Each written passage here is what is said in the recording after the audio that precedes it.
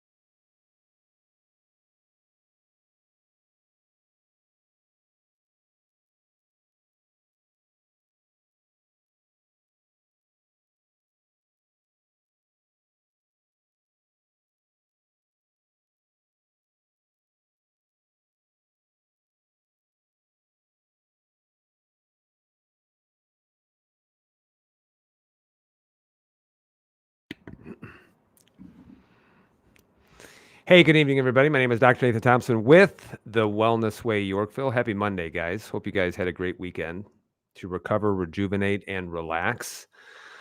So, um, it's always good to go live. I know it's Monday evening. We put in a long day of work, and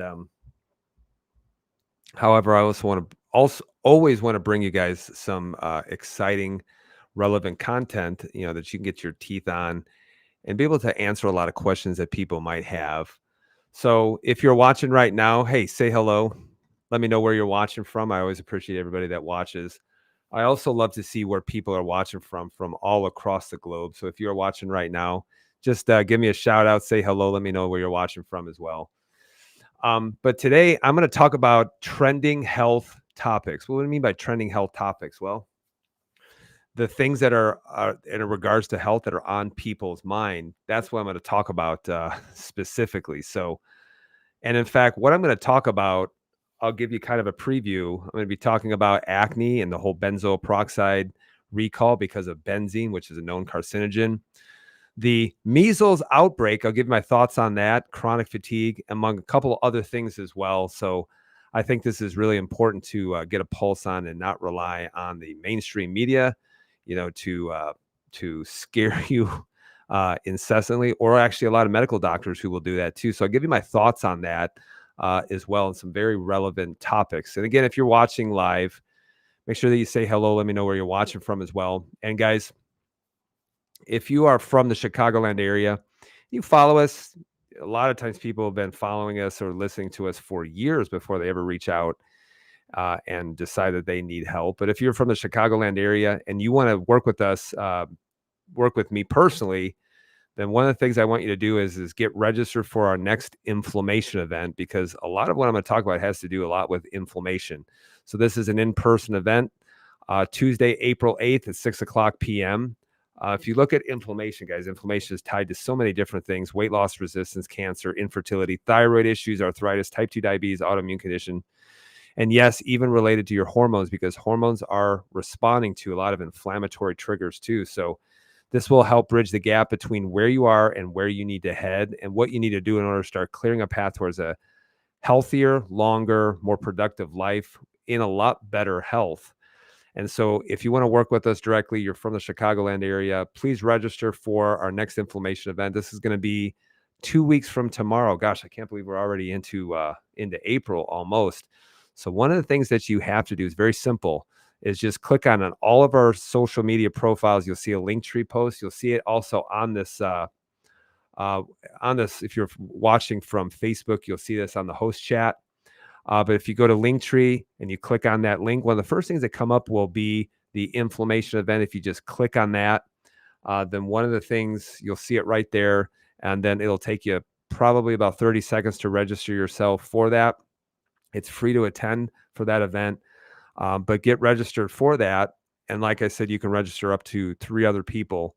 The only thing that we ask is if you register for it, that you are committed to being at that event, especially. So Make sure you get registered for our next inflammation event, and it will open your eyes as far as looking at health from a lot different perspective. In addition to that, we have a lot of new followers. And if you are new to this page, new to the channel, we also have a free gift for you as well. I don't know if you've maybe been following us for a long period of time. You'll know if you go to our link tree too, you'll see right where you register for the inflammation event. If you go down a little bit, you'll see a free workout ebook, and it's home workouts to help you become lean and strong for everyday life. And so that's a free download for you, just as a gift from me to you. Thank you for your likes, for your shares, for following us. So I want to give you a gift. This is actually a really, really good book. There's about 75 workouts in there. And really, some of them require no equipment. But if people ask me, hey, what would you do in order to start off having a really good home gym? I'm like, you don't need a lot of equipment. So you'll see on there some links that you can order some of the equipment from Amazon, like an ab mat, a kettlebell, maybe a speed rope, and that would be a good start. And if you just had those things, you would be able to do all the 75 workouts that are in that ebook. So that's a free download. Make sure you take advantage of that before I decide to pull it off. All right, to take it down. It's been up there for a little while, so make sure you download it right away. Okay, and then in addition to that,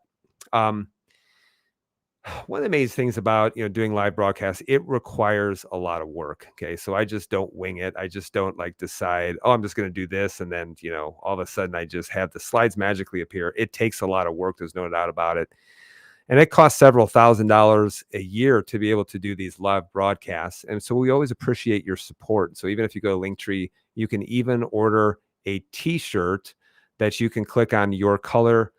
Your type of T-shirts. We have a lot of different T-shirts. And when you order a T-shirt from our store, it helps us out. It supports our mission. So make sure you do that. And you'll see the T-shirts out there. Yes, we have men's sizes, women's sizes. The Nobody Cares, Work Harder T-shirt. We also have the Mandate Burpees. Probably my favorite shirt. And then we also have the Burpee shirt. Burpees, 1 star, would not recommend, even though I do recommend them. They're just pretty awful to do. So you can order a shirt from a t-shirt store. You can order your size. You can order multiple different colors, men's or women's. And then they'll print that for you and they'll ship it directly to your house. Take about 2 weeks probably to get it. But when you do that, I sincerely appreciate, and I appreciate your support too. So what am I going to be talking about tonight with current health topics? Well, I'm going to talk a little bit about acne, talk about the measles outbreak, and we'll put it into perspective. I'll talk about fatigue. And then in addition to that, as a bonus, I'm going to talk a little bit about how to raise healthy children. All right. And I'm going to come from a lot different perspective. So if you're watching the news, you'll see a lot of companies that sell acne products and they voluntarily pull them off of the shelves because they contain what's known as benzoyl peroxide.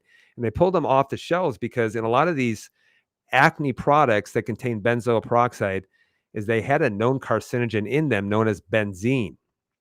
Benzene is a known carcinogen and it's linked to leukemia. Well, why on earth would it cause leukemia? Because, guys, a lot of toxins are actually stored within the bone marrow. And leukemia is a bone marrow cancer, and it tends to actually start to damage a lot of the stem cells that are being produced within the bone marrow. And this is why, if you want to know, like if you look at chemotherapy, and I'm not going to give you an opinion for or against it, but if you look at chemotherapy, it destroys the bone marrow, which is where a lot of white blood cells are produced. Leukemia is a white blood cell cancer.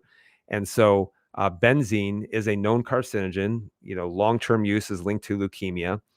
And what's interesting is that, you will see, if you look at the cancers and you see them increase, you got to ask the question, obviously, why? Why? So, but it's not that people need benzoyl peroxide, for their acne. You really need to get to the reason why they have acne in the first place. So let me talk a little bit about acne. This is actually from someone who suffered terribly with acne growing up. But if you look at acne, you would be amazed at how many teens, and how many young adults, or even adults for that matter, who have struggled with acne, and they thought that it was that they needed to put more stuff on their skin. And this is actually coming from someone who suffered with acne. And I did put a lot of benzoyl peroxide on my skin because I thought that it was actually starting, that it would help. And it never really did help other than just drying out my skin. But I kept using it with the hope that one day it might work. So if you really want to get to the nitty gritty about acne, and you'd be amazed at how many people's skin starts to clear up when you start to getting the reasons why they would have acne. So when people say, hey, what do you think about acne, or what would you do? The thing with acne is you got to understand is that acne is a reflection of what's happening internally. The reason why you've got so many immune system cells that are sitting underneath the skin, just like you do have a lot of immune cells that are sitting around any kind of barrier, which would be the lungs, the gastrointestinal system underneath the skin. But it's really a reflection of what's happening internally. And in fact, if you look at acne, really where I would start to look at first would be in the gastrointestinal system, specifically the microbiome, or the 75 trillion cells that grow within the gastrointestinal system, specifically in the large intestine where they're supposed to grow. So you want to look there and look for the certain types of cells that tend to overgrow with bad nutrition, poor stomach acid, lots of different factors that can play a role with it. So you want to be looking in the microbiome. But the other thing too is you want to look at, especially when you talk about females, is you want to look at the possibility of androgen dominance. A lot of people don't know what androgens are, but I'm talking about all the, testosterone, all the derivatives of it that are upstream or downstream from testosterone, things like dihydrotestosterone, DHT, DHEA, androstenedione. I mean, there's a lot of different things that you can look at specifically on a Dutch test or also in the blood too. But you will see, and this is why if you look at PCOS, polycystic ovarian syndrome, one of the hallmarks is actually androgen dominance, which is why a lot of women who have PCOS also tend to have a lot of acne as well. And so that's why when you have acne, acne will cause a lot of secretions coming from the hair follicle. And that can cause a lot of the pores clogging up, catching a lot of bacteria, and then just causing a chronic inflammatory response. The other thing too you want to look at when it comes to acne is vitamin A. And how you get adequate sources of vitamin A, it's a fat-soluble vitamin, is to take liver or desiccated liver. Now, I have on here Accutane, and what's interesting is you remember when someone had acne, one of the medications that doctors would recommend would be known as Accutane, which is basically synthetic vitamin A. Now, doctors aren't using it anymore because of the amount of liver damage that it was causing, because synthetic vitamin A can be very damaging to the liver. And that's why if they put you on Accutane, they were trying to do a CMP all the time, trying to look at your liver function to see if your liver was under stress. But this is why, guys, one of the first things that you need to be doing is start taking some vitamin A and get adequate vitamin A, which is known as retinol. And the best source of that is going to come from food, also known as liver, which is an organ meat. So vitamin A is going to be very, very important. But it's also, if you look at acne, it's really an immune response that's taken place. And if you look at it a little bit further, I'm going to give you a clinical example, because here is an individual that suffered tremendously with acne. We ended up doing a stool test. And one of the first things that I would say is if you do have, are having problems with acne, yes, you want to look at your hormones. I would say this would be a lot more important in women than it would with men, only because of androgens. Men are supposed to have androgens, and women are going to have some androgens, but not high levels. And one of the things that can drive high androgens, especially in women, is going to be high amounts of sugar. Right? So high amounts of things that are going to feed those androgens, which are going to be a high sugar type diet. But this is a male, and when we did a stool test on him who had cystic acne, you see the presence of certain types of bacteria, which are known as in the class of bacteroidetes. And you can see how high these levels were when we actually looked at a stool test. Okay. So even if you look at the stool test a little bit further, well, what could cause this to overgrow? Because this can cause some issues with infection within the hair follicle, and can cause some issues with the follicles. And you combine the androgens, and the follicles just tend to get plugged up, and then they start carrying a high inflammatory response or infection, which is essentially what acne kind of is. It's kind of a low-grade infection that's taken place. So, and that specific type of bacteria can actually drive that process. But if you look at him, when you look at the stool test a little bit further, one of his biggest problems was he was just chronically so low in stomach acid, which helps to cause certain bacteria to overgrow if you're low in stomach acid. So he was extremely low in stomach acid, which can be caused by high amounts of stress. He had an inflammation of the gastrointestinal barrier. And then you look at dysbiosis, which basically means abnormal life within the gastrointestinal system. You can already see off of the last slide that, yes, there was a high amount of bacterial growth that were taking place. And then you can see beta glucuronidase, which has a lot to do with the body's ability to be able to detox and remove certain hormones and toxins from the system to eliminate it through the stool. But when that's very elevated, you tend to detox those things from liver to gallbladder, and then it tends to just cleave them off and recirculate from the gastrointestinal system and recirculate throughout the body. And what's interesting too is he also had a parasitic infection. Now, I know that everybody thinks they have some kind of parasitic infection, but one of the things that, because most people don't have a parasitic infection unless they're doing things to drive down stomach acid, because that's what helps to sterilize your food, especially. So if you look at here, yes, he had multiple issues that were going on that could drive that acne, as well. And that was revealed by a stool test. Okay. So that's why anything with acne, that's why, for women, you got to be looking at your androgens. You got to get them in the blood. You got to look at them within a urine test, and then probably getting a stool test, and then look at things that can actually start to drive that, drive the acne, and food allergies and things like that can be really, really, really important. So you can see, yeah, there are some problems that are going on, and that's why you want to get to the reason why. And what's so interesting is you got to just stop hammering the skin, because the skin is just a reflection of what's really happening on the inside out. So you have a high amounts of inflammation. That's why you show up on your skin. In fact, I'll give you a perfect example. If you have an IgE food allergy that's very severe and you consume it, why do you think you break out in hives? And then at that point, you don't need some kind of benzoyl peroxide. At that point, you need to get to the reason why you're breaking out in hives in the first place. So, Dr. Nate, what do you think about the measles outbreak? And you don't have to look very hard to see all of the mainstream media sources just overhyping this and trying to scare the bejesus out of people. So I would give you right now my opinion on the measles outbreak. And let's go back to the Brady Bunch 50 years ago. And here's what they said. Marsha Brady, during their measles that's been removed from YouTube, Marsha Brady said, well, if you have to get sick, you sure can't beat the measles. And then this went on for years and years. And then 5 years ago, there was just some kind of moral outrage in regards to this. And they wanted everybody to apologize. But I'm going to tell you this, is 50 years ago, the Brady Bunch had a better pulse on what was going on, because they were actually closer to understand truly what measles is. And so they said it just honestly, and they gave their honest opinion. If you have to get sick, you sure can't beat the measles. Am I telling you to go get the measles? No, but let me give you a little bit different perspective. So here's some questions to ask. And I actually said this too during the COV, et cetera, during that all those shenanigans that were going on. And I asked this question, and to date, no one has been able to answer this question at all. So here's the first question to ask. How can two people exposed to the same virus have a dramatically different outcome? Why can some person be exposed to COV, et cetera, and they end up in the hospital, and the other one has the sniffles for 1 or 2 days, and then they're fine? It's the same virus, and the difference is the strength of the host. So why aren't we actually trying to make people stronger to be able to withstand any virus?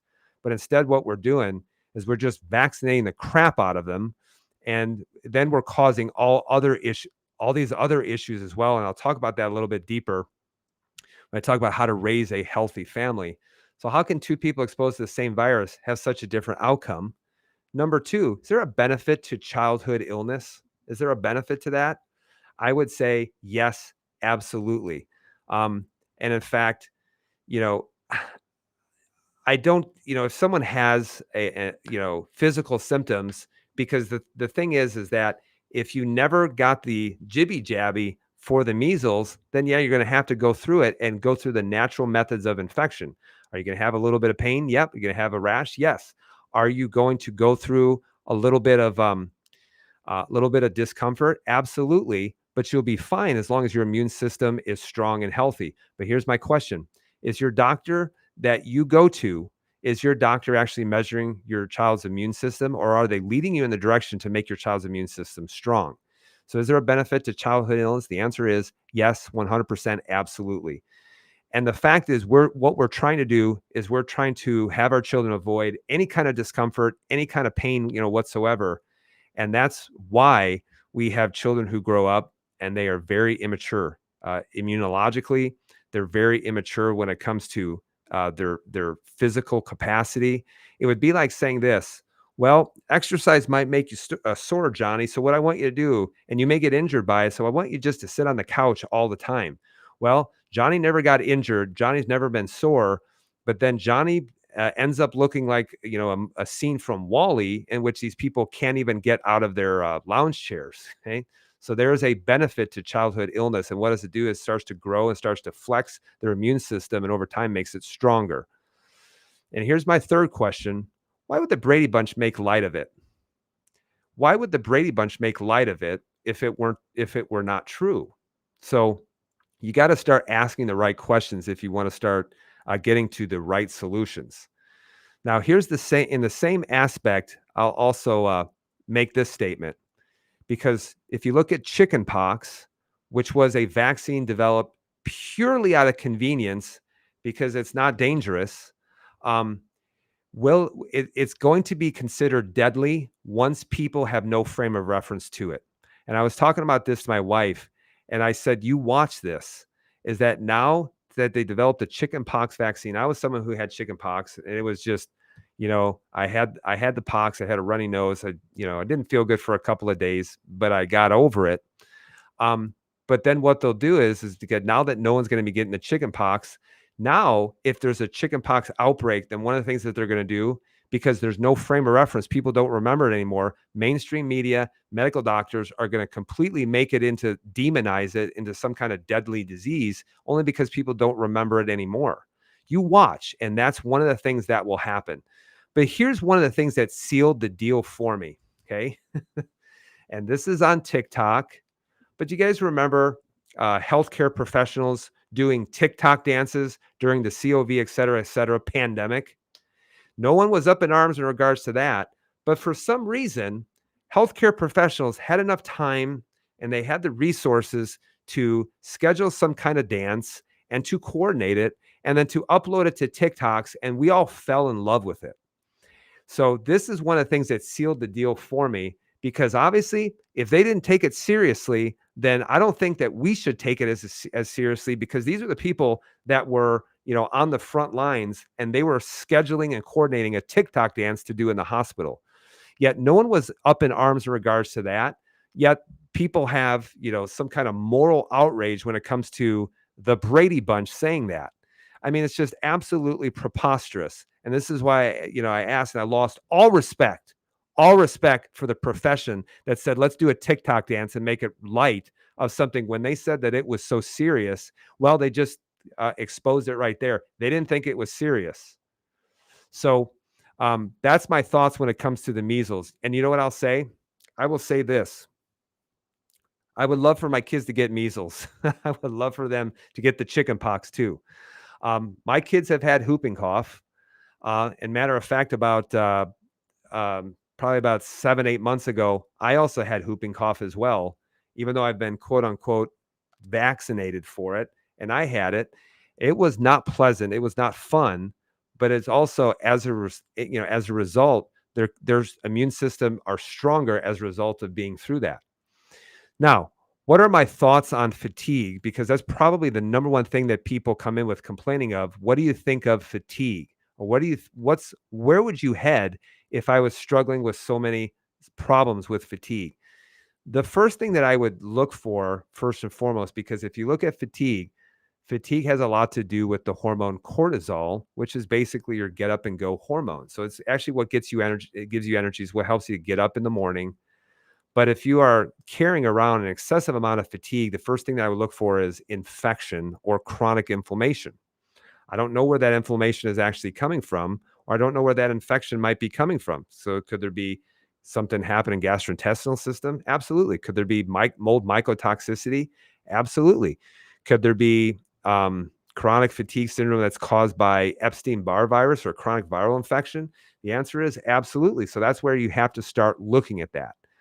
However, you also have to start looking at your lifestyle because some of these things can drive chronic fatigue, like not getting enough sleep, not eating adequate protein, or being in a high stress state. Because all of those things, one of the things that they will do is they can start to lower down the immune system response.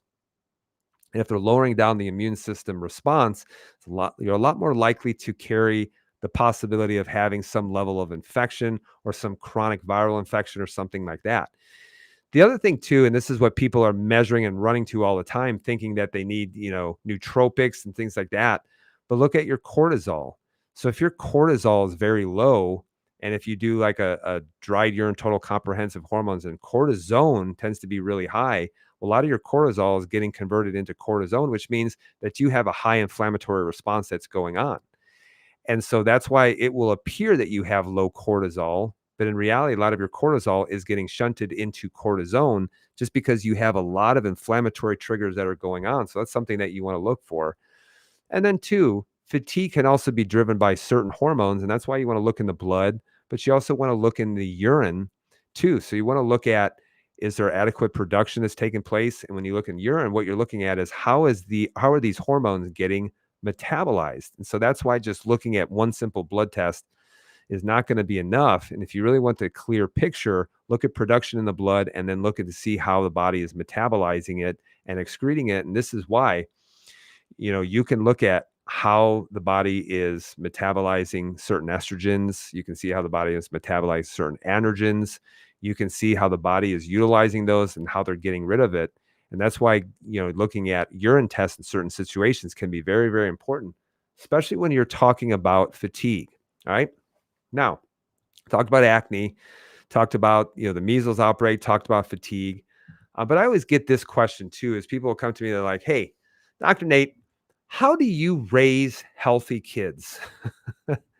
Now, one of the things that's interesting, I would say this is I've actually have tested my kids' food allergies, except for the youngest, Elias. We'll probably do that in maybe a year or two.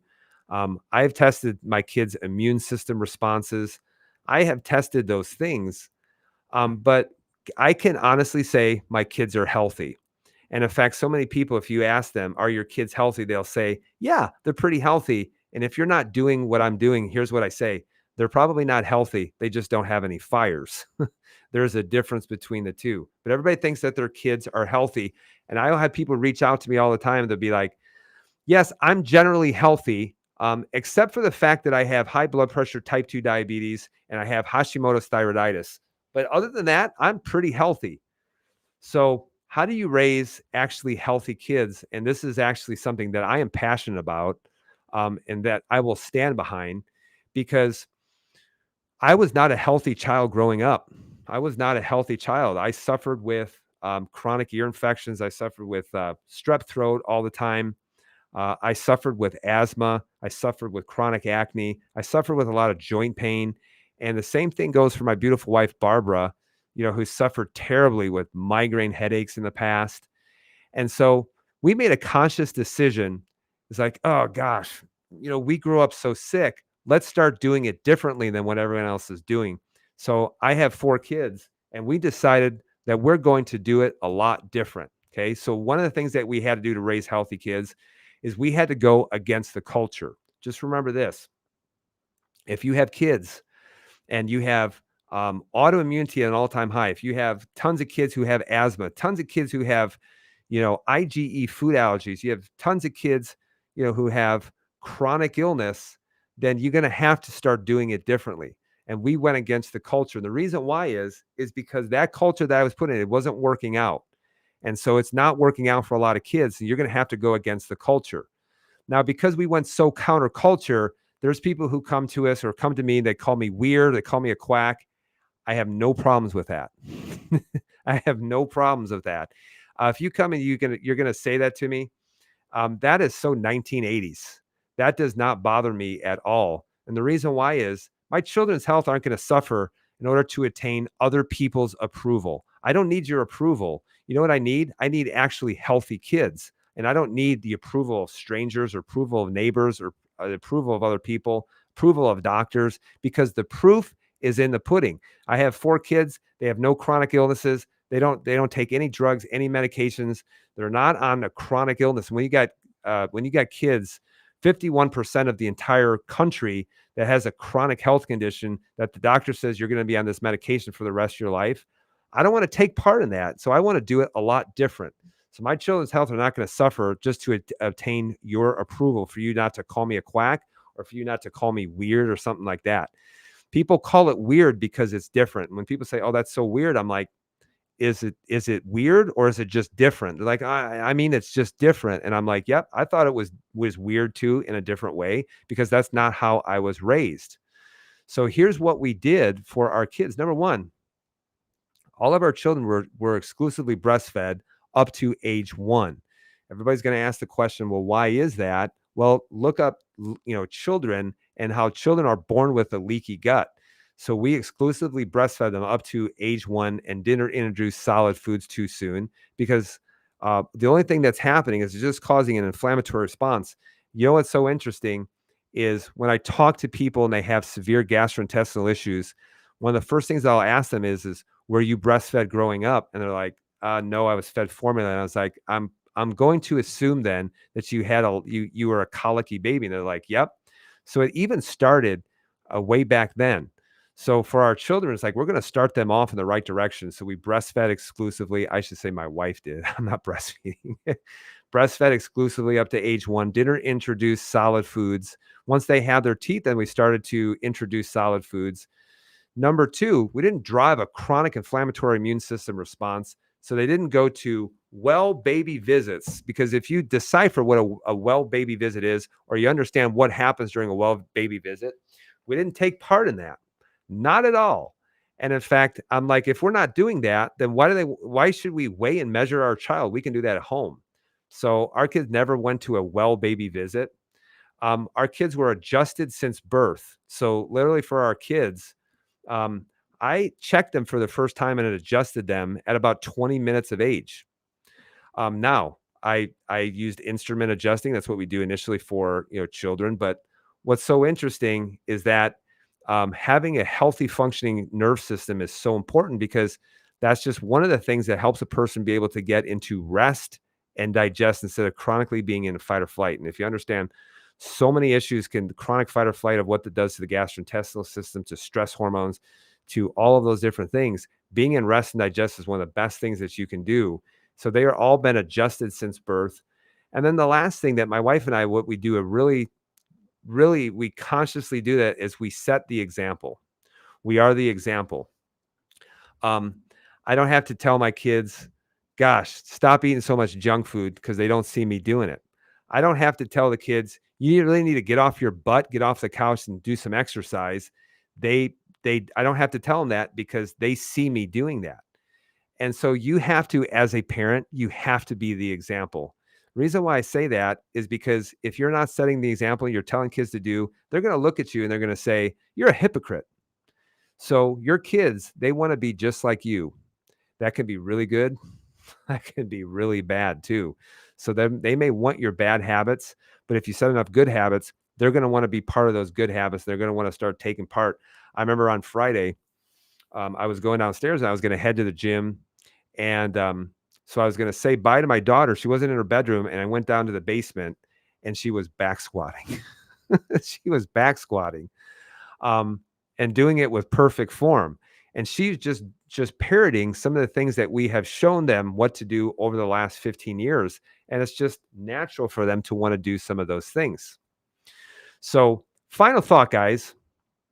I love the fact that people ask questions, but questions are great, but action is even better. And many times people ask a question, not because they want to know, but they just want confirmation, or they just want someone to agree with them.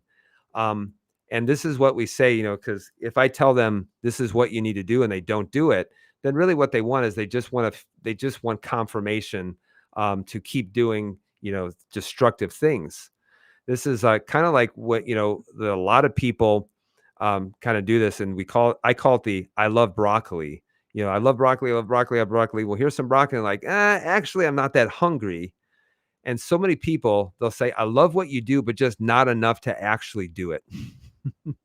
So the questions are great, guys. But you know what actually moves the needle is action. And a lot of you need radical action. You need to start doing it. You need to start actually following through. And this is why our inflammation talk, if you're from the Chicagoland area, Tuesday, April 8th, our in-person event at 6 o'clock p.m. here at the Wellness Way in Yorkville, Illinois. Just go ahead and click the Eventbrite or the link on Linktree. That'll take you to Eventbrite, and you can register for this in-person event.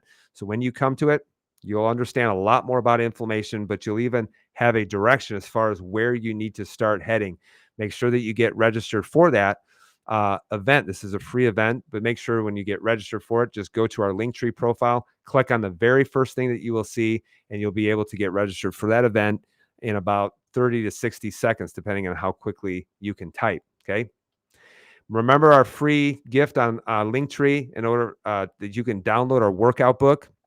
So this is a free download, and you will see that, spend $100 and you be able to get a lot of the equipment that you need in order to be able to carry out and be able to perform these workouts, which is going to be a speed rope, a kettlebell, and then and the ab mats, which will be not in all the workouts, will be in some of them, but you'll be able to do all those.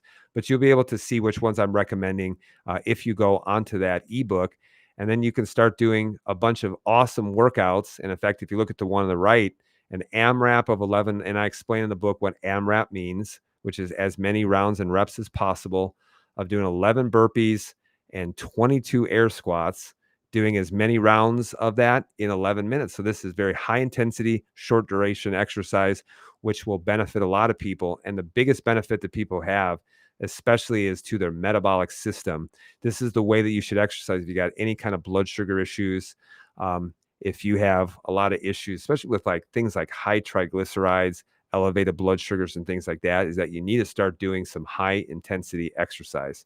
So trending health topics. Hopefully, guys, this answered a lot of your questions that you have in regards to that. And I will be going live next week. I just need a topic. Maybe it will be trending health topics again. Who knows? Maybe it'll just be a question and answer, but leave your thoughts in the comments below. And if you found value with this, make sure that you follow us, whether it's on Facebook, whether it's on YouTube, if it's on Rumble. Make sure that you follow us. And then also make sure to please share this video with other people. Please share it with other people in order to help start to get them a different perspective when it comes to health. Just remember this: I'll always make sense, but I won't always just go along with the narrative just because of mainstream media, just because of what a doctor says. I will only go along with it as long as it makes physiological sense. And if it doesn't make physiological sense, you know what? Then I'm going to disagree, and I'm going to tell you why. Guys, when I anything that I do, I say, don't take my word for it. Just start making sense of it, especially. So next week, I will be going live. Thank you guys so much for joining us. Thank you so much for sharing this video. Thanks so much for following us. Thank you guys again so much. I hope you guys have a great, great rest of your night. I hope you have a great rest of your week. And as I always say, remember who you are. Be well, be blessed. Thank you very much for watching. We'll see you guys.